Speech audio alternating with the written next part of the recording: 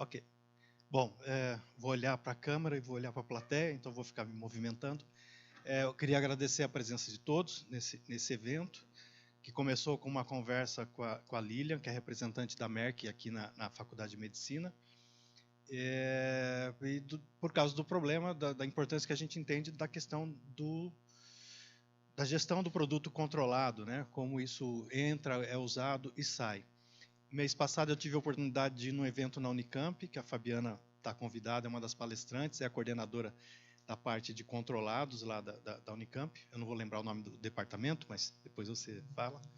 E foi muito bom, eles levaram o pessoal da Polícia Civil, Militar, Polícia Civil Federal e Exército. O da Civil não pôde ir por um problema no momento, e a experiência de outros institutos, de outras universidades. Então, eu voltei e falei, Lília, nós vamos ampliar, vai ser não só mais uma palestra com o pessoal da Merck, mas uma interação agora com o CRQ, que é o Conselho Regional de Química, que regula a profissão, a atividade do químico responsável e das atividades químicas. Hoje a Faculdade de Medicina está registrada no CRQ, então ela passa a ser uma instituição fiscalizável pelo CRQ, né? E trouxe a Fabiana para falar da experiência da Unicamp, que é muito complexa, não é uma faculdade, é a universidade inteira e vários campos, e o David, que é do Instituto de Química, daqui a pouco ele está aqui, e é a complexidade do Instituto de Química com seus milhares de compostos e substâncias preparadas. Queria passar para a Lilian, que vai falar umas palavrinhas em nome da Merck. Boa tarde a todos.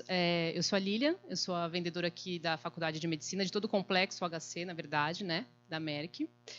A convite do Fábio, que como ele faz a parte de controlados aqui da faculdade, ele sugeriu a gente fazer essa palestra, esse evento em conjunto. Eu chamei a Renata, o Nicolas e o Pedro, eles fazem parte do regulatórios da empresa. Então, essa primeira parte do evento vai ser dada a palavra para eles, tá? E depois a gente segue com os outros convidados que o Fábio convidou. Bom, estou à disposição de vocês. Lá fora depois tem um coffee break, tá? Tá fechadinho por causa da pandemia, mas sintam-se à vontade, tá ok? Renata, Nicolas e Pedro, é com vocês. Boa tarde, meu nome é Renata Ferreira, eu sou responsável, na verdade, pela equipe de Trade Compliance, é uma área de regulatórios dentro da Merck Sigma, e nós somos focados em autoridades como Polícia Federal, Ministério do Exército e Polícia Civil. Tá? Então, nossa apresentação ela vai ser focada nessas três autoridades, nós vamos falar um pouquinho da regulamentação, mas muito breve, tal. O intuito dessa apresentação é ter um bate-papo com vocês e a gente também aprender com vocês, porque a gente sabe da dificuldade, principalmente em recebimento de material que é considerado controlado. Então, vai ser um bate-papo. Estou aqui com a minha equipe, o Pedro trabalha comigo, o Nicolas também, e estou com o resto da minha equipe também para tirar qualquer dúvida. Infelizmente, a gente não vai falar muito de portaria 344, tá? Podemos, assim, até tirar algumas dúvidas, mas a pessoa que é responsável por portaria 344, material controlado por essa portaria, ela está de férias, tá? Se precisar, a gente pode até ter um bate-papo depois, aí a Lilian também pode tá passando um horário, tal, para a gente poder estar conversando. E a gente também vai aproveitar um tempinho dessa apresentação para falar de produtos que precisam de licença de exportação, que a gente está vendo que cada vez mais esse tipo de material está sendo pedido ou então ele está sendo controlado fora do país. Então, é um documento que a gente necessita, né, que a gente chama de end user, e a gente vai falar um pouquinho, mas bem rápido, para vocês terem ideia do que está vindo, principalmente pela guerra de Ucrânia com Rússia, né, as sanções que estão ocorrendo, então a gente está tendo um aumento de produtos que necessitam de licença de exportação. Tá? Então, eu vou começar a compartilhar aqui a apresentação, vamos começar com o Pedro. Deixa eu compartilhar.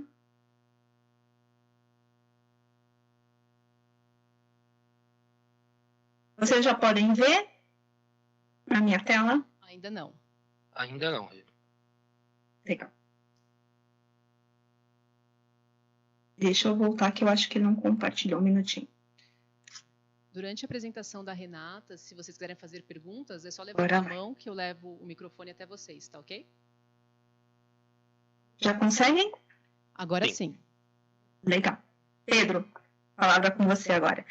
Outra coisa, pessoal, desculpa, fiquem à vontade de nos interromper, tá? Caso tenha qualquer dúvida. Então, boa tarde, pessoal. Como a Rê comentou, a gente vai falar de autoridades, principalmente Ministério do Exército, Polícia Federal e Civil. Eu já peço desculpa aí se vocês ouvirem barulho, estou no escritório hoje, então pode ser que vocês escutem algum outro barulho. Então, falando aí de Ministério do Exército, essa autoridade ela controla precursores de armas químicas, né, e também explosivos. Então nós temos aqui alguns exemplos, como ácido picrâmico, isso são exemplos de explosivos, ácido pícrico, nitrato de amila, não que são produtos químicos, né, mas estão nessa categoria de explosivos. A base legal que regula aí de publicações do Ministério do Exército, a base legal é a Portaria 118 de 2019, que nela tem aí a lista dos PCS, que são os produtos controlados pelo Exército, o decreto 10.030 de 2019 e, por último, foi publicado a 147, que é onde entrou mais a fundo nessa questão de explosivos e o nitrato de amônio, que está dentro dessa portaria 147. Falando um pouco aí de Polícia Federal, dentro da portaria da Polícia Federal nós temos 7 listas, onde a lista de 1 a 6 são controlados para importação e para venda, e a lista 7 é apenas para exportação para Bolívia, Colômbia e Peru. Nós tivemos uma alteração aí recentemente, a portaria 204 de 2022, ela veio substituindo a portaria 240. A portaria 204 ela foi publicada agora dia 21 de outubro, então é bem recente. Teve algumas alterações, como o iodo deixou de ser controlado, ele não está mais nas listas de produtos controlados pela PF. Tetrahidrofurano, hidróxido de potássio e carbonato de potássio deixaram de ser controlados para importação e venda e passou para a lista 7. Então, que é controlado apenas para exportação para Bolívia, Colômbia e Peru. Alguns outros produtos foram adicionados na lista 1, na grande maioria portaria 344, mas são uns produtos bem específicos e eu não trouxe aqui quais são eles, mas pode ser consultado aí na portaria 204. E sobre a Polícia Civil, basicamente os produtos controlados pela PF e pelo Exército, eles são controlados também pela Polícia Civil. A gente tem algumas exceções, como a acetonitrila, que antigamente era controlado pela PF e hoje é somente pela Polícia Civil. Aqui a gente deixa claro que é a Polícia Civil do Estado de São Paulo, porque é onde nós estamos, e Polícia Civil é um órgão, como é um órgão estadual, tem diferenças, e o controle da Polícia Civil ele também é só para armazenagem. É bem importante comentar isso, porque, por exemplo, quando o cliente ele vai adquirir um produto controlado pelo Exército, Polícia Civil com a gente, nós temos aí o trabalho de verificar se o cliente tem o produto, tem a quantidade, quando fala de Exército, a licença está válida, mas Civil não. Civil é uma responsabilidade do próprio cliente garantir essa licença, que ela esteja atualizada, pois é um controle de armazenagem. E aí a base legal é a portaria do delegado de 2013. A portaria é bem antiga, mas é a que está válida até hoje. Só um momentinho. Aí nós vamos entrar um pouco mais no detalhe de cada uma das autoridades. Então, falando de Ministério do Exército, aqui a gente tem aqui a gente entra um pouco mais a fundo como faz a aquisição, né, de um produto controlado pelo Exército. Então, o mais comum, né, clientes que utilizam produtos controlados pelo Exército com uma maior frequência, eles têm o CR, o Certificado de Registro. E o Certificado de Registro ele tem duas partes, né? A primeira é a capa do CR, onde a gente tem o número da licença, razão social, CNPJ e a validade da licença, e depois nós temos aí o apostilamento, que é onde vem todos os produtos, vem o uso, então vai ter se armazenagem, se importação, e também temos as quantidades. E clientes que não costumam utilizar produto controlado pelo Exército com uma frequência tão alta, geralmente é solicitado uma autorização especial. Essa autorização especial ela é solicitada para até 2 quilos ou 2 litros e ela é por uma compra pontual. Então, o cliente solicita para aquela compra em específico, ela tem uma data de validade. Então, essa entrando um pouco mais assim em questão de processo, a gente vê acontecer como que são duas empresas, né, Sigma e MEC, com CNPJs diferentes, acontece de às vezes o cliente solicitar autorização especial e o fornecedor está com Sigma, então tem o CR da Sigma, tem o CNPJ da Sigma e a ordem no nosso sistema está para a MEC. Então, assim, infelizmente, a gente não consegue usar uma autorização para liberar uma ordem da outra empresa. Então, esses são detalhes bem importantes e sempre tem que estar de olho também no vencimento, né? Porque não é um vencimento não é tão largo o vencimento, costuma vencer aí no máximo uns 90 dias. Assim, tem diferenças, tem de 30, tem de 60, tem de 90, algumas já está a data de vencimento no fim da licença, agora está um pouco mais digital, aqui a gente tem uma versão bem mais manual, né, ver que tem assinatura, agora está mais digital, mas é importante prestar atenção nesses detalhes. Isso é bem importante que o Pedro falou, porque depende da região militar que está emitindo a licença, a autorização especial, tá? Então, em muitos casos, por exemplo, Minas, a gente tem casos que eles dão 90 dias, outros casos eles dão 30. E o que a gente faz para facilitar a vida do cliente é pedir a licença mais no final do processo de importação, porque muitas vezes esses produtos também precisam de uma licença de exportação. Então, ele demora muito tempo o processo de importação deles, e a gente pede essa autorização especial mais no final do processo, tá? Justamente para não perder essa validade de 30 dias, que a maioria das regiões militares, elas emitem com 30 dias. Licença. Claro. Tem uma pergunta aqui no chat, do Arthur Roberto Silva. Por que a Merck solicita as licenças a cada pedido de compra? Não seria mais racional a Merck manter um banco de dados com as licenças dos clientes? Mantemos. Na verdade, ótima pergunta. A gente vai até falar um pouquinho mais para frente de diferença de Merck e Sigma, tá? Nós temos dois sistemas. O sistema da Merck é um sistema mais atualizado. A Sigma já está trabalhando nisso, mas primeiro a gente precisa ter a união das duas empresas para ter um sistema único, tá? Então, o sistema da Merck, a gente chama de o sistema de GTS, onde a gente verifica a licença do cliente, por exemplo, Polícia Federal. Nós vamos e cadastramos a licença de acordo com o que está no site da Polícia Federal por um período. Então, vamos lá, a licença tem 1 ano de validade, cadastramos por um período. O próprio sistema, ele faz a varredura, vê se a licença está válida e libera ou não. Já na Sigma, a gente não tem esse sistema, tá? É um sistema que a gente chama de screening, então a gente tem que verificar licença por licença, mas tem coisas que a gente já faz, tá? Polícia Federal, nós não pedimos a licença para o cliente, porque a gente já tem disponível no website da Polícia Federal, então a gente consegue entrar e fazer a pesquisa, tá? Só pedimos se realmente a licença está vencida, se precisa de um protocolo, aí a gente pede.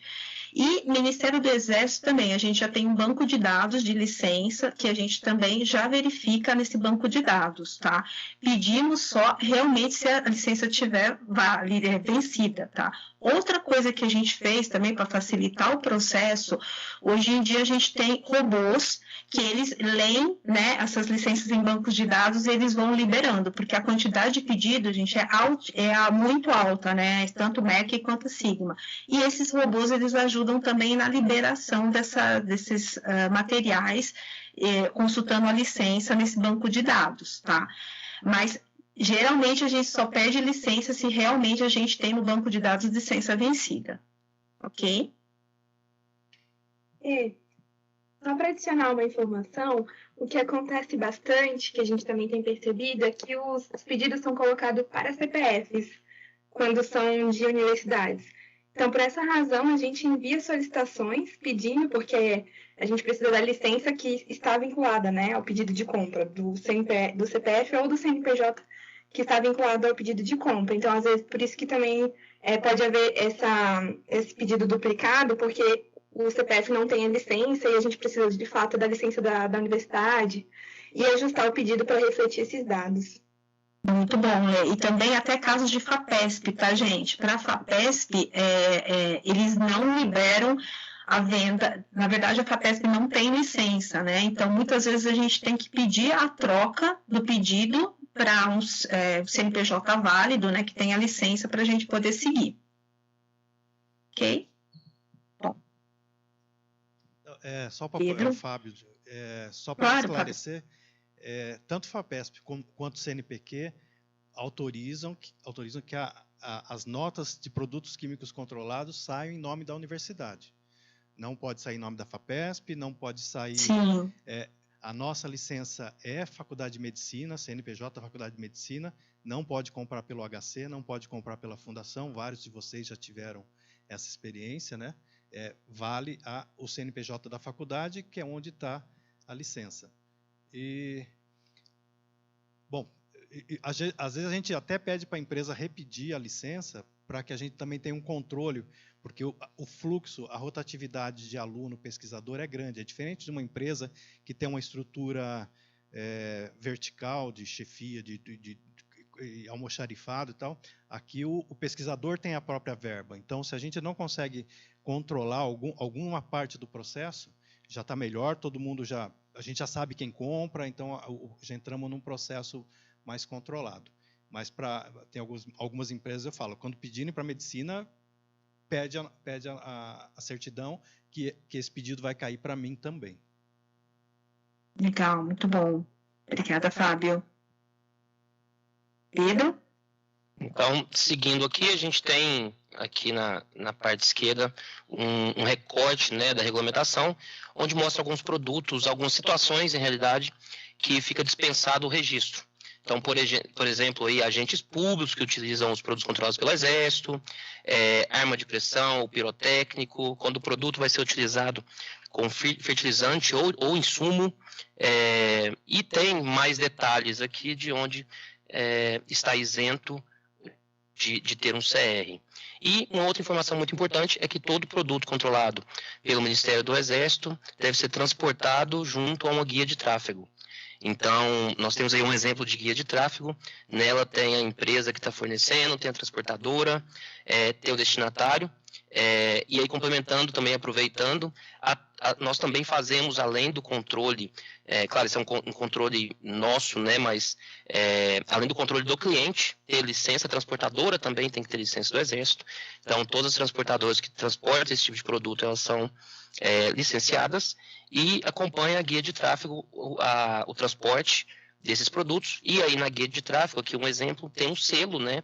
Esse selo, ele é físico, né? A guia também é física e tem o selo, assinatura de quem fez e sempre está acompanhando. Isso é obrigatório. Tanto no nosso caso do porto até o nosso estoque e do estoque até o cliente. E no caso de uma devolução, uma possível devolução, também tem que estar acompanhada da guia de tráfego. E é nessa hora que o Exército consegue ver o tracking, né? Que por exemplo, o material ele saiu da Merck e está indo para o cliente.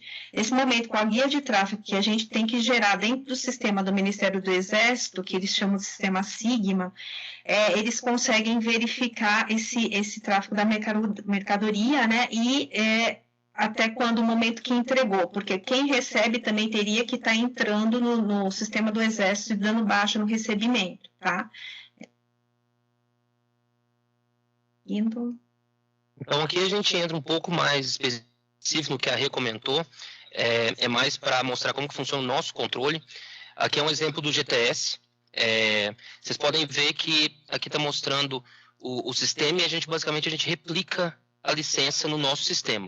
Então, a gente tem a data de início da licença, pode ser, por exemplo, o dia que eu estou criando a licença para o cliente, e uma data de vencimento, que é quando o CR, falando aí de Exército, é quando o CR do cliente vence.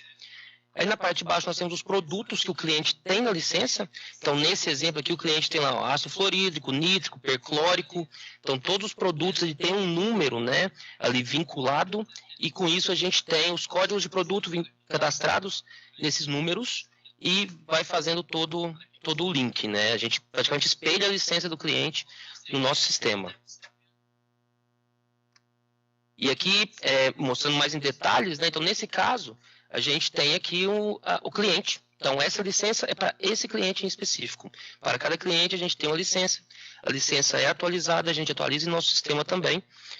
Então, por exemplo, vocês estavam comentando de solicitar a licença para o do Exército para o cliente. Uma vez que a gente colocou a licença aqui, colocou a data de validade, e um pedido é colocado para uma venda futura, por exemplo, que está depois do vencimento da licença, esse pedido fica preso, a gente vai solicitar a licença para o cliente, claro, perto da data de renovação, que muitas vezes é uma venda programada lá para o futuro, e a licença ainda está válida, então a gente sabe que vocês não têm uma licença nova, né? Mas quando vence, a gente solicita a licença e a gente cria uma outra licença dessa no nosso sistema para continuar liberando as ordens. Aqui é um detalhe, né, que a gente tem todo o tracking do que foi liberado. Então, vocês podem ver aqui que dentro a gente tem os documentos assignados nessa licença. Então, a gente consegue ver aqui essas ordens 420, são ordens MERC. Então, dentro dessa licença, que foi criada por um período, a gente consegue ver todas as ordens dos clientes que foram, daquele cliente, em realidade, em específico, que utilizou dessa licença para liberar o pedido. E aí a gente consegue ter a rastreabilidade de todo o processo. E para fazer os relatórios também, de onde a gente obtém as informações. E no caso do Exército, né, entrando um pouco mais a fundo, pode voltar só uma tela, por favor? Aqui, como no Exército a gente também temos que controlar a quantidade do cliente, então vocês podem ver que nós temos aqui o código do cliente, aqueles mesmos númerozinhos que se referem a cada uma das substâncias, a data de início e de expiração da licença e as quantidades. Então aqui a gente espelha também, por exemplo, a substância 0018, que eu sei que é um ácido perclórico, tem 7 litros esse cliente.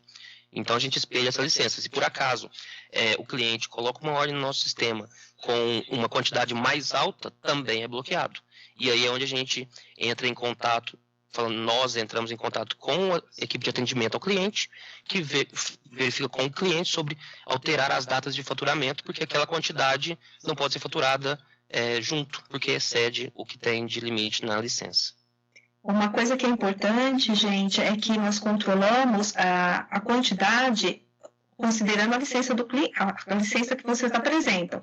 Então, se vocês comprarem, por exemplo, né, nesse caso, 5 quilos da Merck, 5 quilos da Sigma e receberem no mesmo período, a cota de vocês vai estar ultrapassada, né, atingida. Então, isso pode ter, vocês podem ter problemas em estar com mais material no estoque, tá? Então, esse controle a gente não consegue fazer, a gente consegue controlar o que a gente está emitindo naquele pedido específico, tá? Mas o controle de estoque aí tem que ser feito mesmo por cada cliente. Essa outra telinha é só o que eu comentei antes, que é... Pedro? Sim. Oi? Eu vou interromper, porque eu que faço a parte de controle, e a ideia hoje é mostrar para a maior parte dos estudantes ou profissionais o que a gente faz, né? Para a Polícia Federal, eu tenho que fazer um mapa, uma declaração mensal do que foi comprado e do que foi utilizado. Então, alguns de vocês têm que me passar esse mapa, o relatório de uso. E da Polícia Civil e Exército ainda é trimestral, mas eles já parece que estão trabalhando em sistemas computadorizados. Isso provavelmente vai acabar virando alguma coisa mensal para ter um controle mais fino. Como é papel e tem pouca gente para trabalhar, então fica trimestral. Sim, legal. Mais uma pergunta. Claro.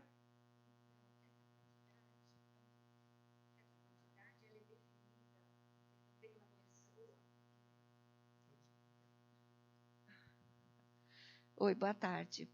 Essa quantidade, ela é definida pelo cliente ou ela existe uma regulamentação para quanto cada um pode ter?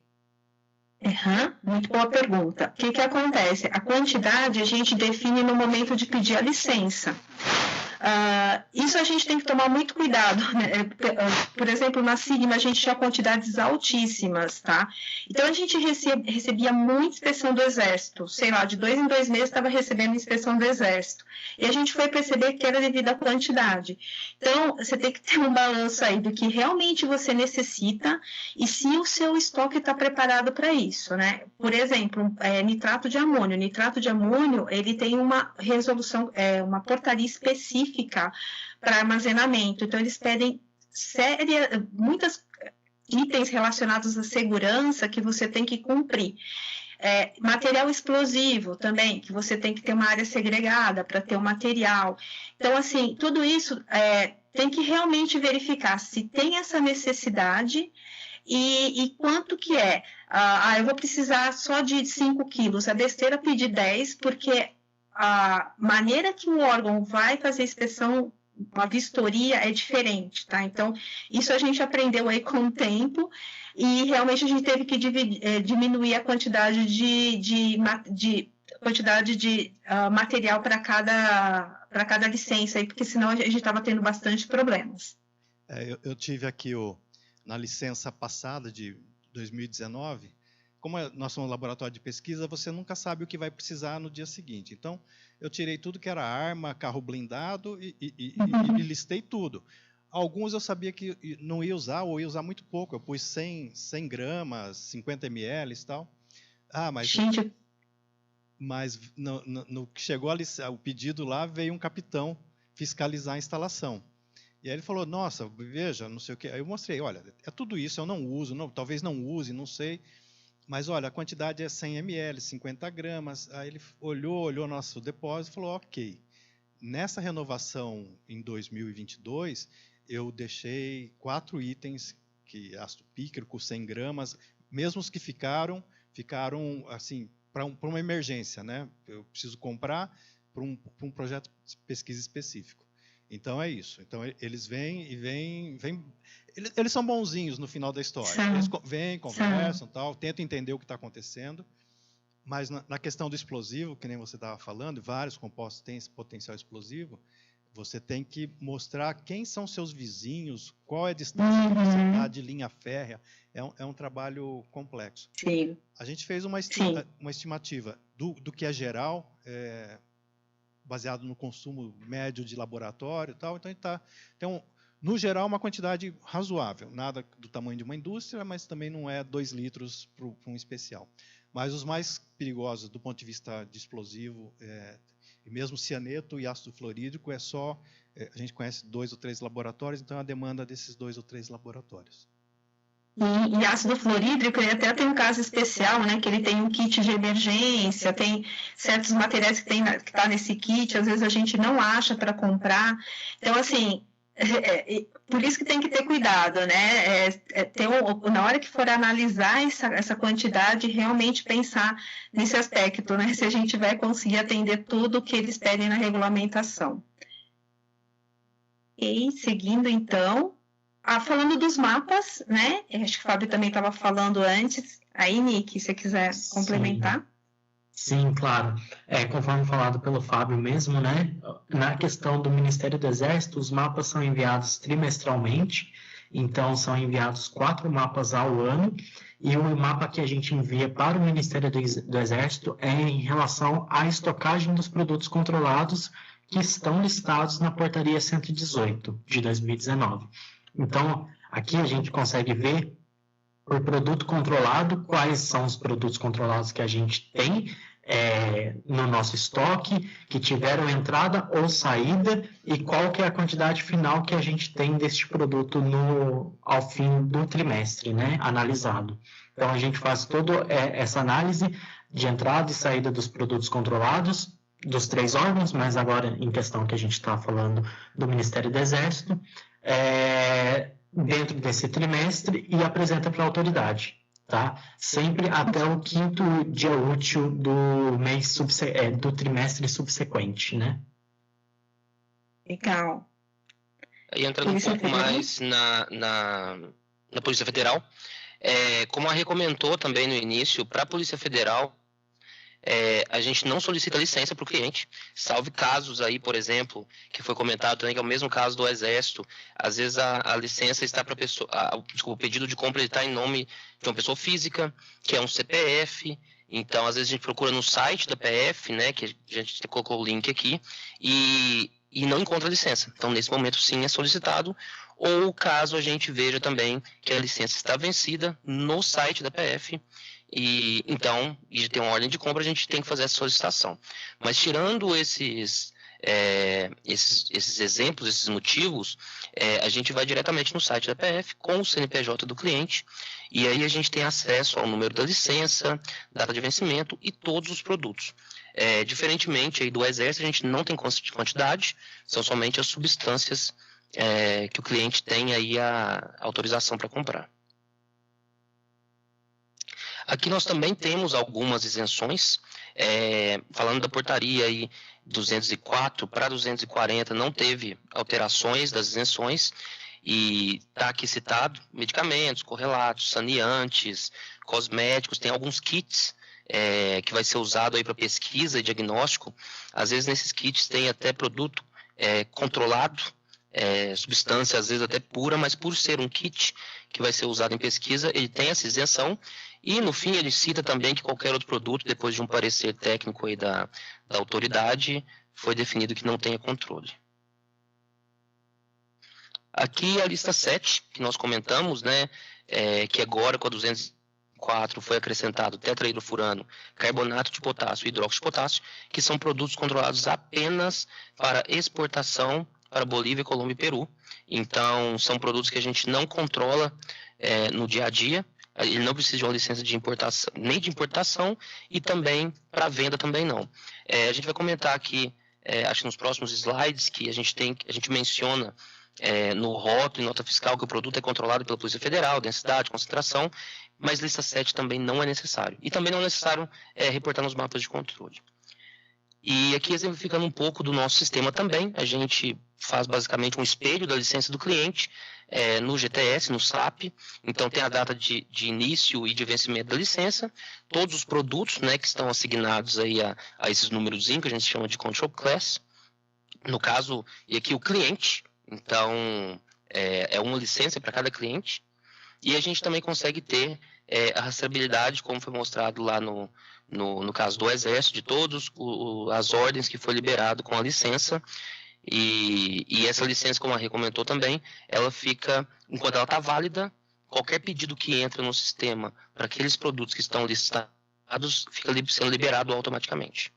E aqui do lado direito também, só mencionando rapidinho, a gente também controla transportadora. Então, todas as transportadoras que trabalham com a gente têm o produto, e diferente do Exército, porque no Exército a transportadora não precisa ter os produtos na licença dela, na Polícia Federal sim.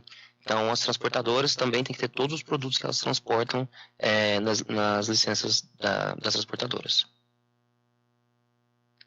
E aqui o que eu mencionei, né, e na portaria, na 240, em 2019, surgiu também a necessidade de informar no rótulo dos produtos e também na nota fiscal a frase produto controlado pela Polícia Federal e também concentração e densidade. A gente adicionou, inclusive, algumas informações adicionais para facilitar para o cliente, como, por exemplo, o nome comercial, o fator de conversão, e aí, então, desde quando foi publicada a 240, passou a ser necessário essa informação nos rótulos da Sigma e da Merck. Nós temos a informação de que o produto é controlado pela Polícia Federal, na nota fiscal também, e também essa informação de concentração e densidade. Então, no momento de fazer esses reportes para as autoridades, é necessário informar a concentração e densidade da substância, e assim, é muito interessante que o cliente utilize essa informação que está aí, porque é uma informação que nós utilizamos, que a transportadora utiliza, e que no momento que coloca no Ciproquim, né, é onde vai ter o match com o número da nota fiscal, entre o que o cliente reportou, fornecedor reportou, transportadora reportou, e aí não tendo divergências, a gente não tem problemas aí de reporte. Sim, isso é muito bom, gente, só para também ratificar essa informação. Na verdade, a Polícia Federal, eles fazem esse match de informações. Se tem alguma coisa que está divergente, hoje a gente recebe as inspeções. Infelizmente, a gente da Sigma e da Merck quase sempre estamos recebendo inspeções, porque temos muitos materiais por mês. A quantidade de páginas no nosso extrato, quando a gente termina um relatório, dá mais de 800 páginas. Então, imagina a loucura de divergência, né? Às vezes um cliente ele entende alguma coisa, coloca diferente do nosso, e a gente tem que explicar isso. Então, é muito importante que isso seja seguido. Outra coisa que a gente pegou também, de uma inspeção que a unidade do Rio, da Merck, recebeu, é que os clientes eles estão utilizando, como a Merck de Cotia, ela é uma filial, e quando no Ciproquim você vai colocar Merck da primeira opção como a matriz, eles estão colocando o CNPJ da matriz para fazer os relatórios dentro do Ciproquim. Então, o CNPJ lá, aqui, o começo é igual e o final é diferente. Eles vão e colocam o CNPJ do Rio. E a gente tem que dar explicação porque o cliente colocou a informação errada. E nesse momento o cliente também recebe inspeção. Então, assim, uma dica para vocês, quando estiverem fazendo o mapa da Polícia Federal, inserir o CNPJ ao invés do nome, tá? Porque o nome, realmente, às vezes a empresa tem mais do que uma unidade e acaba indo para a unidade errada esse relatório. Isso é bem importante, viu? Pegamos muitos casos assim.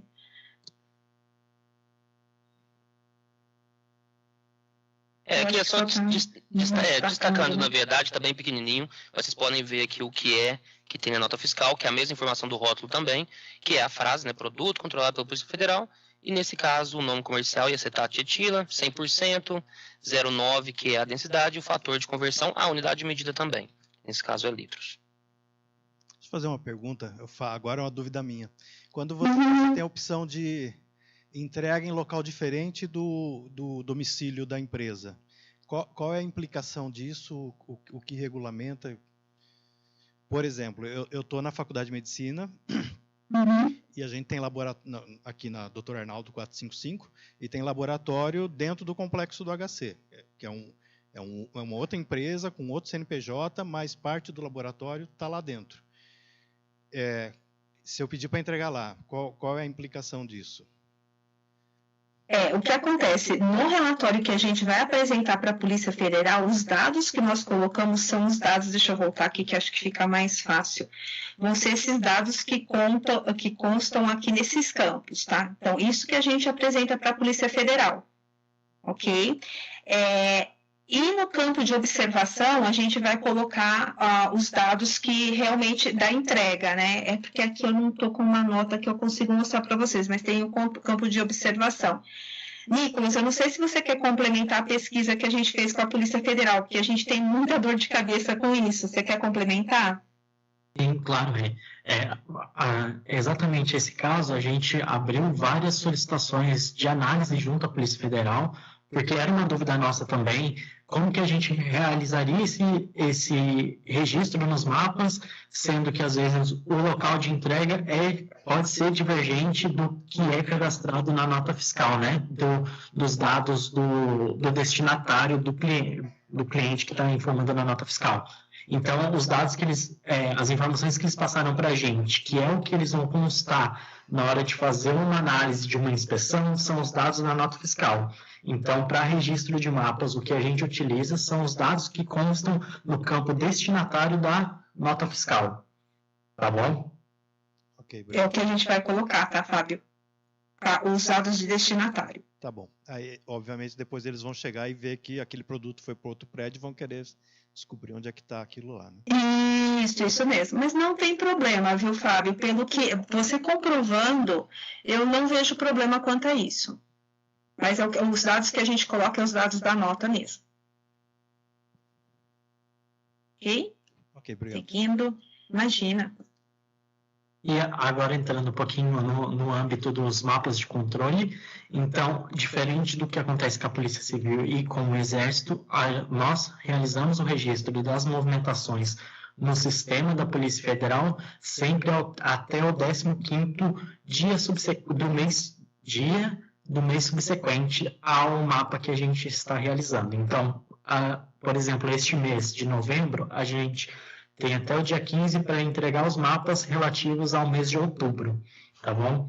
E dentro desses mapas, a gente sempre registra as operações de, né, fabricação e produção, se aplicável, utilização, a questão também de comercialização, que é a movimentação nacional de entrada ou saída de produto, ou a movimentação internacional, que é importação ou exportação, transformação de materiais, armazenamento, no caso de uma armazenadora, o transporte, no caso de uma transportadora, e o reaproveitamento também desses materiais, caso aplicável para aquela empresa.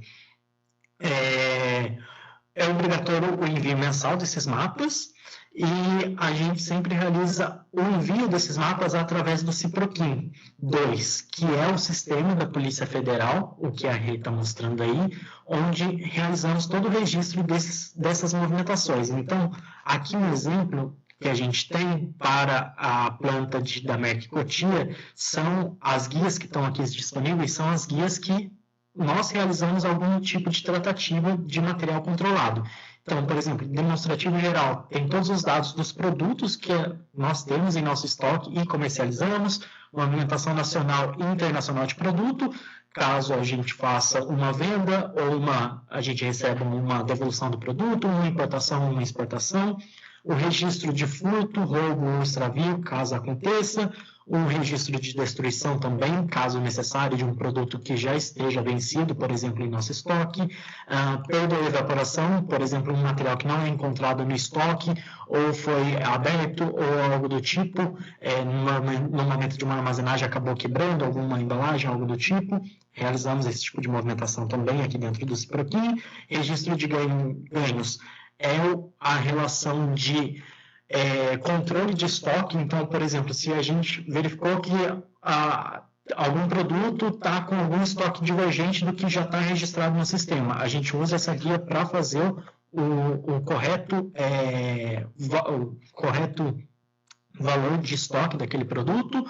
O controle de estoque é basicamente um overview geral do quanto que a gente tem daquele produto e quanto que entrou e saiu.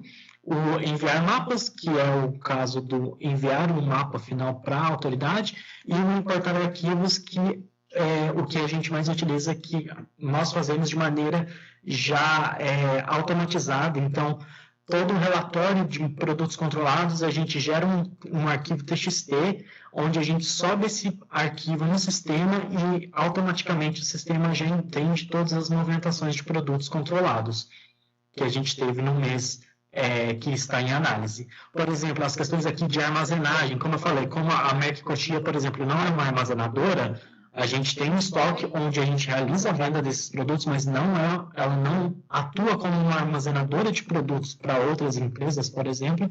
Então, não tem arquivo de armazenagem aqui. Ou, por exemplo, a guia de transporte também, porque a Merck não atua como uma transportadora de produtos controlados.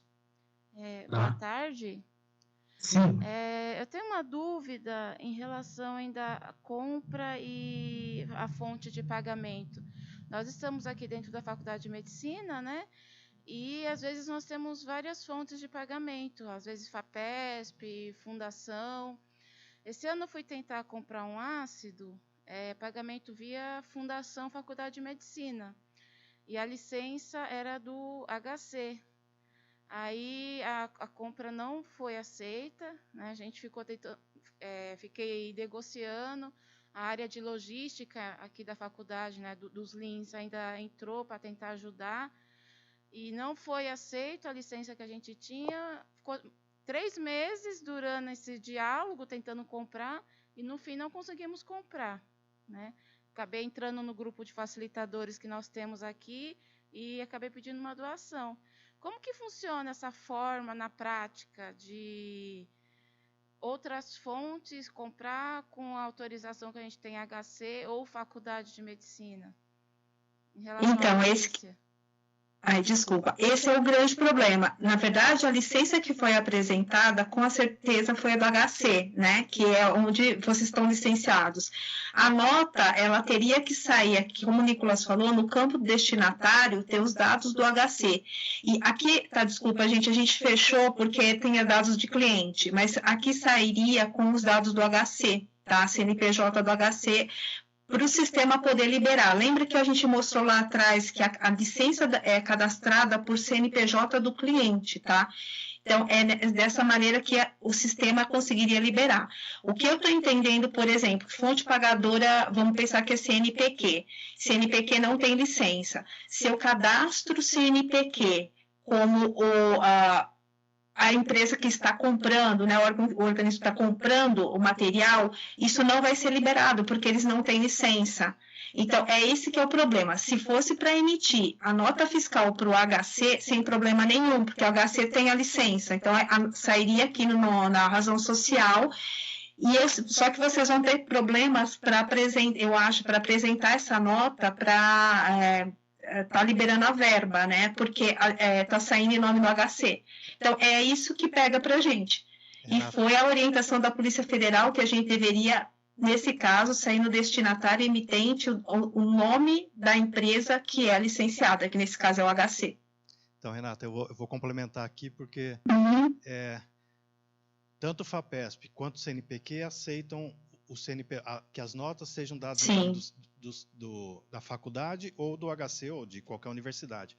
O problema é que a Fundação Faculdade de Medicina não aceita nota, não aceita pagar nota. Ela é uma fundação de apoio, parece uma FAPESP, é uma fundação de apoio à Faculdade de Medicina e ao HC. Só que ela não permite, ela não aceita a nota emitida em nome do HC. Então, é um problema com a fundação.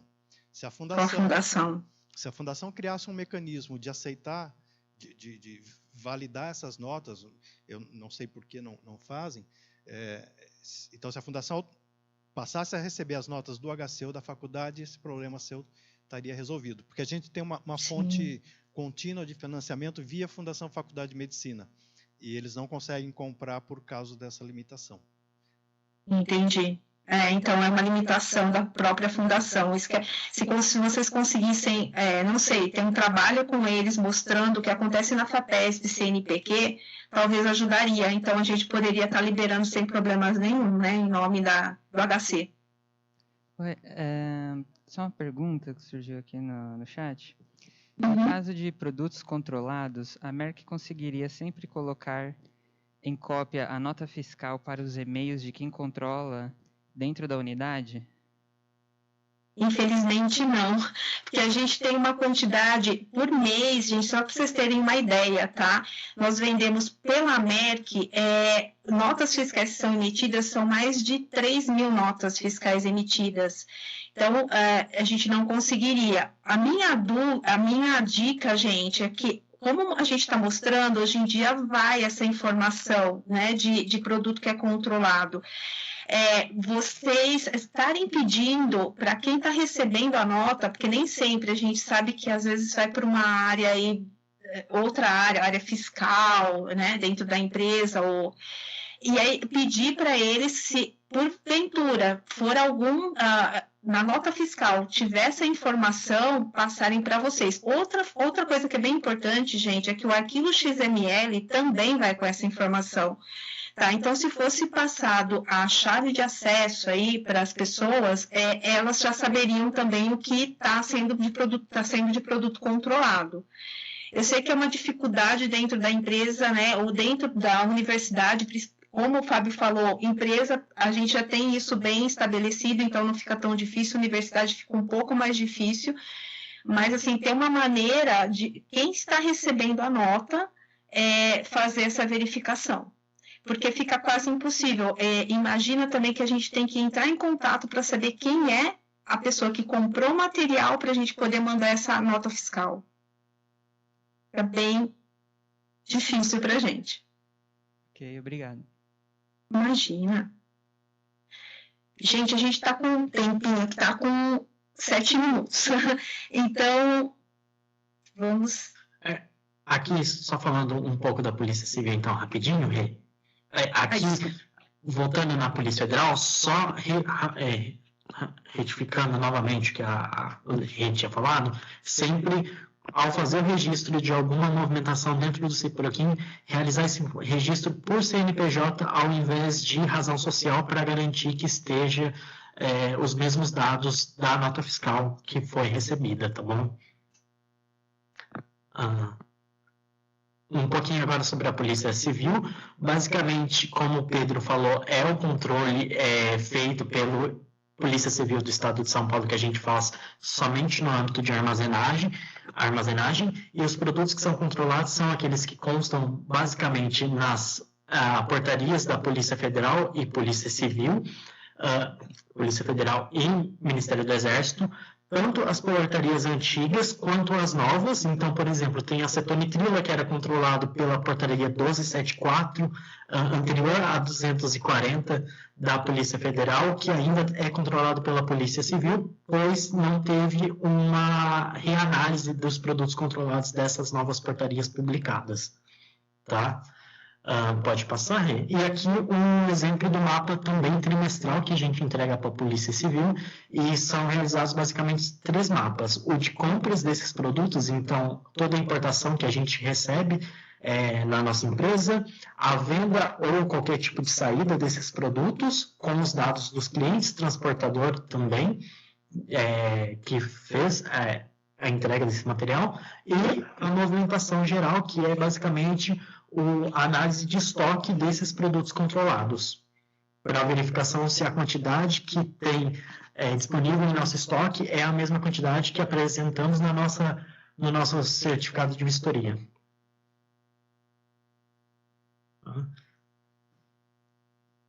Aqui passando bem rapidinho, na verdade, é mais só para informação que nós também somos responsáveis por fazer a classificação tarifária, né, em ICM dos produtos. Então, muitos produtos, além dessas 3 autoridades, temos várias outras aí que controlam a importação, como exemplo, MCT, CNEM nesse caso.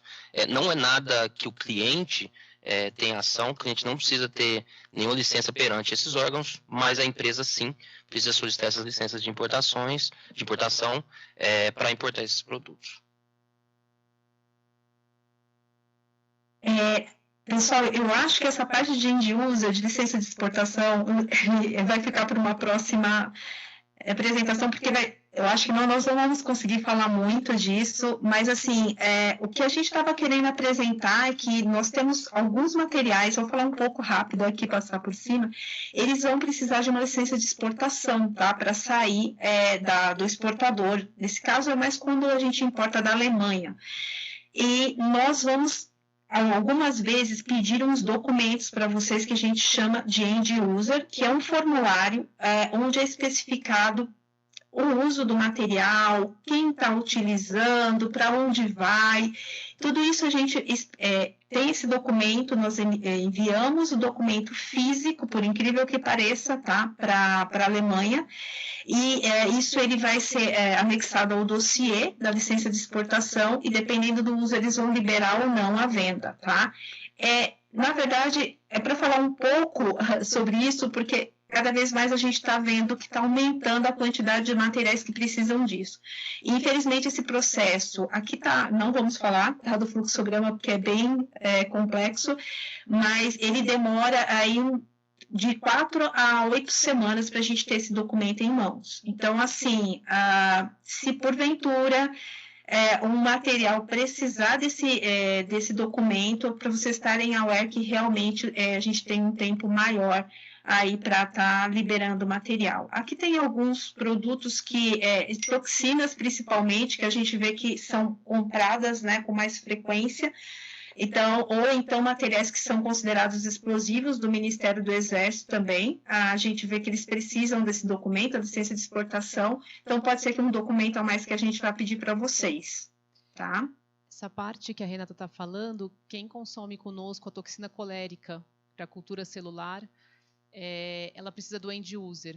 Então, muitas vezes a gente demora muito mais do que 3 meses para entregar para vocês, e as pessoas acham que o problema é comigo, com a Lilian, mas o problema é com a Renata. Bem comigo.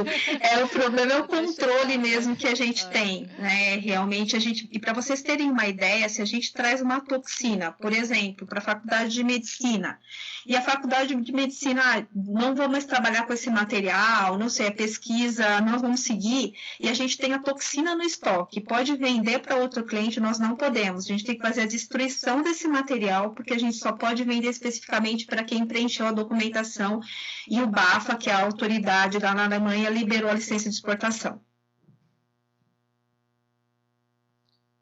Acabou? Acabou. Não, então, só fazer um comentário da Sueli, da Faculdade de Medicina Veterinária, é que se tivesse associado ao CNPJ da empresa um e-mail em que essa nota seria direcionado para esse e-mail. Sempre. Não importa quem comprou. Mas, por exemplo, Faculdade de Medicina, se cadastra um e-mail, compras, fiscal, qualquer um que seja, emitiu a nota em nome da faculdade, produto controlado ou não, iriam diretamente um e-mail para a faculdade, para a pessoa que está, para esse e-mail cadastrado, né? Eu não sei se isso é possível ou se... Sim, isso é possível. Na verdade, a gente tem um cadastro do cliente. A gente vamos pensar em sistema, tá? Nós vamos ter um número, um ID do cliente. Dentro desse ID já vai ter um e-mail cadastrado. E vai sempre para esse e-mail. O que a gente... Aí, Lilian, fazer um trabalho para ver qual é o e-mail que vai ser esse e-mail que vai receber, que vai fazer pagamento, passar, porque geralmente é cadastrado, eu não sei, para dentro da faculdade de medicina, aí a gente precisa entender, vão ser quantos IDs de clientes, e para esses IDs a gente cadastra já um e-mail específico, isso é possível fazer, e só dá para cadastrar um, tá, gente, para vocês saberem. Porque o Cefaz, ele envia somente para um e-mail a nota fiscal e o XML. Mas isso é possível fazer sim. O problema é que a gente tem vários IDs, porque cada pesquisador é o comprador e ele tem particularidades, mas quando é emitido em nome da faculdade, ou vai para compras, ou como é produto controlado, iria para o responsável por produtos controlados, ou compras, centralizar tudo.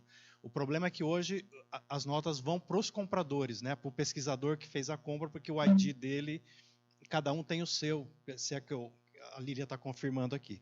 Tem uma pergunta.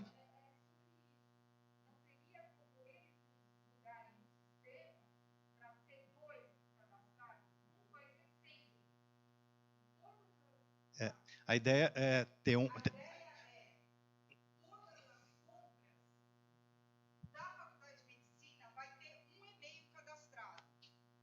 Todas as compras. E a outra, o ID, que é o e-mail do comprador. Entendeu? Sempre ser 2 e-mails. Um para o comprador, que vocês mandam a nota fiscal, e a outra para o controlador, que seria um controlador. Porque o que acontece? Quando é comprado, o controlador nunca sabe se veio, quem está usando, e ele perde o controle do que está acontecendo com o material controlado. Então, o controlador ele nunca sabe se tem material que chegou, material que foi embora, material que gastou, que laboratório que recebeu, quem está usando. E é ele que responde mesmo para a Polícia Federal, para a Polícia Civil, e para o Exército. Isso é que ele não está sabendo se está chegando ou não, porque vai direto para o laboratório. E é ele que vai responder, não é o laboratório que vai responder, porque o CRQ é dele, não é o CRQ de quem pediu a compra. Porque ele é o controlador. Olha, eu vou falar de um exemplo que a gente tem aqui, depois, Lilian, também, se quiser, a gente pode até ter uma reunião à parte. A gente tem aqui na Merck um laboratório que chama MLab. São vários laboratórios, tá? De várias divisões. Hoje em dia, a gente tem a química responsável que qualquer produto que entre nos laboratórios, tá? E ela tem controle, são vários laboratórios, tem que passar por ela. Então, ela tem... mas isso foi estipulado dentro, a gente tem um procedimento, e isso eles têm uma guia de recebimento da mercadoria, então recebeu, tem que passar por ela. Independente se vai para o laboratório, eu entendo a complexidade da USP, o tamanho da faculdade, mas se tem faculdades, por exemplo, em Ribeirão Preto, que eu sei que tudo tem que passar pelo almoxarifado. E o almoxarifado que vai fazer enviar o material para o pesquisador no final. Então, eu não sei, centralizar numa pessoa e essa pessoa receber o material, aí ela sabe que é controlado ou não, e ela entrega para quem vai utilizar. Porque quem vai utilizar, gente, desculpa, não vai ter essa visão, não vai saber de regulamentação e tudo mais. E tendo essa pessoa que centralize, eu acho que ficaria melhor. É isso que a gente já está trabalhando, é esse um dos motivos desse evento aqui, é o motivo do evento que teve na Unicamp mês passado, é a discussão com... Nós temos um grupo no WhatsApp que chama Ciproquim 2, que estão membros de praticamente todas as unidades da USP, onde a gente está trabalhando com um apoiando o outro e dizendo como é que eu fiz, como é que eu resolvi, como é que eu estou resolvendo. Tá? Sim. Pode. Pessoal, a Andréia do CRQ vai falar. E Claro. Já vai levar minha carteirinha junto. Não então, ela vai começar a apresentação já? Não, eu vou fazer uma pergunta para vocês. Ah, legal. Deixa eu fazer uma Obrigada, pergunta. André. Vocês comentaram que agora nas nossas fiscais vem escrito produto controlado, certo? Sim. Mas isso é sim. só no caso da federal ou está indo para todos, Exército e Civil Não, também? Só federal. Na verdade, a própria portaria já pede isso. Então, qualquer empresa que vocês estiverem recebendo dentro da USP é obrigada a colocar essa informação. Tá, mas está só na federal mesmo, conforme só pede a regulamentação. Só federal. Então, isso mesmo. Obrigada. Nada. Então tá ótimo, Renata. Muito obrigada pela participação. Gente. Renata, Pedro e Nicolas. A gente finaliza então a apresentação da Merck e a gente passa então agora para o CRQ, né? Obrigada. Tchau, gente. Boa tarde para vocês. Muito obrigado. A carinha aqui do pessoal tá animadora. Eles incorporaram. Ai, que bom! Incorporaram o problema. Que bom. Outra coisa, Lilian, vê com o Fábio, se ele quiser fazer uma pesquisa, sei lá, ir no MLab um dia para ele ter ideia, e vocês me chamam para a gente conversar com a Alessandra, para ver como é que faz o controle. Quem sabe ajudou alguma coisa, né? Tá, não, a gente já... Então, agradeço o convite, vou de qualquer jeito.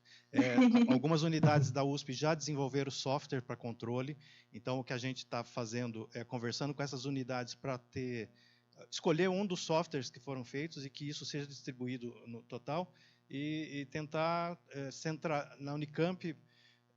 Na USP, cada unidade tem seu CNPJ. Na Unicamp, é um CNPJ para todas as unidades.